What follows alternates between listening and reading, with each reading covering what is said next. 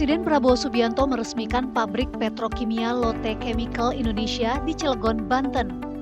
Pabrik ini merupakan proyek investasi langsung dari perusahaan Korea Selatan.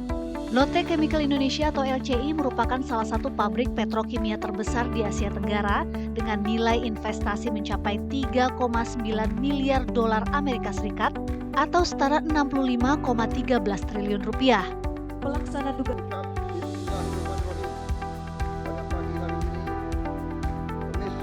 November 2025, saya Prabowo Subianto, Presiden Republik Indonesia, meresmikan pabrik Lotte Chemical Indonesia.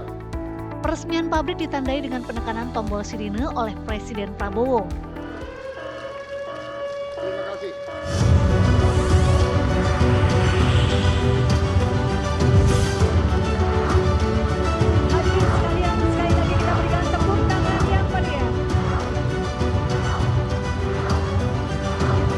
Kehadiran LCI diharapkan mampu mengurangi ketergantungan Indonesia terhadap impor bahan baku petrokimia dan memperkuat industri hilir manufaktur serta menciptakan ribuan lapangan kerja.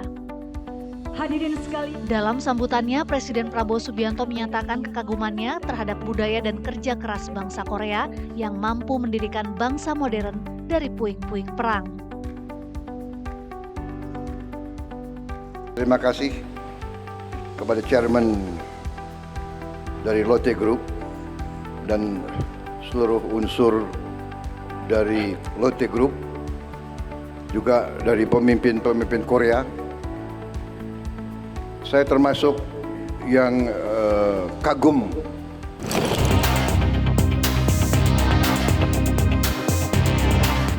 Sidang Mahkamah Kehormatan Dewan DPR RI dihadiri para teradu yakni Nafa Urbah dari fraksi Partai Nasdem, Eko Hendro dari PAN, Surya Utama atau Uya Kuya dari PAN dan Ahmad Saroni dari fraksi Partai Nasdem. MKD DPR RI membacakan hasil dari keterangan para ahli yang dilibatkan seperti sosiolog, kriminolog, hingga ahli digital. Hasil putusan sidang Mahkamah Kehormatan Dewan menyatakan 5 anggota Dewan yang dinonaktifkan sebelumnya, 2 diantaranya diaktifkan kembali yaitu Uya Kuya dan Adis Kadir. Sementara itu 3 lainnya, yakni Nafa Urbah, Eko Patrio, dan Ahmad Saroni, tetap dinonaktifkan dalam jangka waktu yang berbeda-beda. Putusan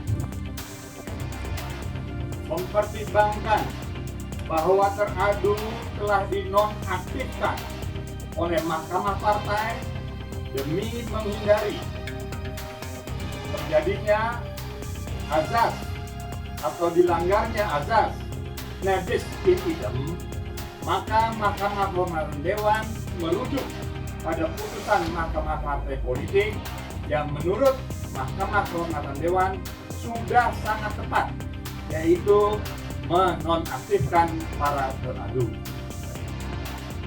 Salah satu teradu yakni Surya Utama alias Uya Kuya menghargai keputusan MKD yang dia nilai sangat objektif. Menghargai keputusan dari MKD dan saya menerima dan ya seperti yang tadi dilihat. Aku nggak bisa komentarin yang lain, cuman ibaratnya kan kita menghargai dan MKD tentu saya sangat profesional sekali, sangat objektif dan apa yang diputuskan itu memang sesuai dengan bukti-bukti dan juga saksi ahli yang sudah memberikan keterangan. Dengan putusan ini maka para anggota Dewan yang dinonaktifkan tidak mendapatkan hak keuangan selama masa hukuman.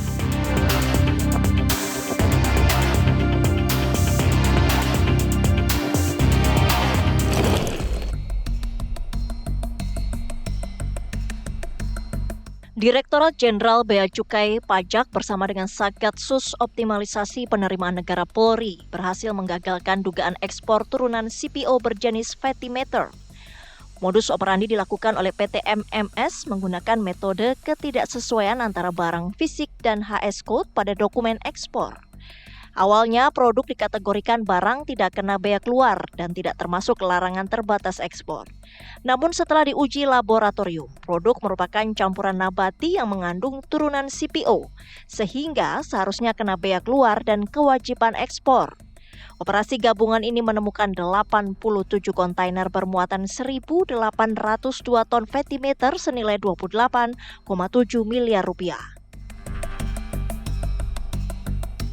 yang bisa diamankan ada kurang lebih 87 kontainer yang kita duga melakukan pelanggaran ekspor produk turunan CPO.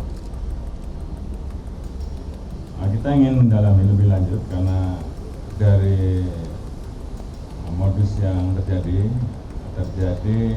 upaya-upaya untuk mensiasati penghindaran terhadap pajak yang tentunya ini seringkali terjadi dan saat ini terjadi pada komoditas jenis Petimeter yang oleh pemerintah tidak dikenakan biaya keluar maupun pungutan ekspor serta bukan komoditas yang termasuk dalam kategori larangan dan atau pembatasan ekspor.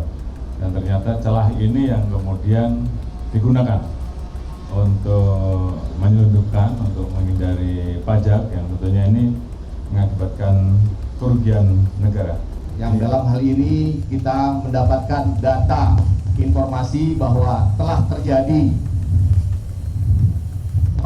pemberitahuan yang tidak sesuai dengan izin ekspor, sehingga kita melakukan analisa data yang akhirnya dengan menggunakan laboratorium yang berbeda, ternyata setelah diteliti secara mendalam bahwa pemberitahuan izin ekspor tidak sesuai dengan apa yang disampaikan oleh importir, sehingga kita melakukan langkah-langkah untuk penegahan ya, karena setelah kita dalami bahwa dari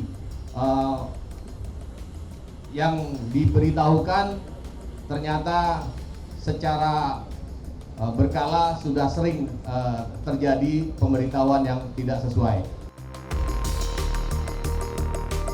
Untuk mengantisipasi modus serupa, operasi gabungan Kementerian Keuangan dan Polri saat ini tengah melakukan pendalaman. Ada sekitar 3 perusahaan lainnya yang akan diperiksa lebih lanjut.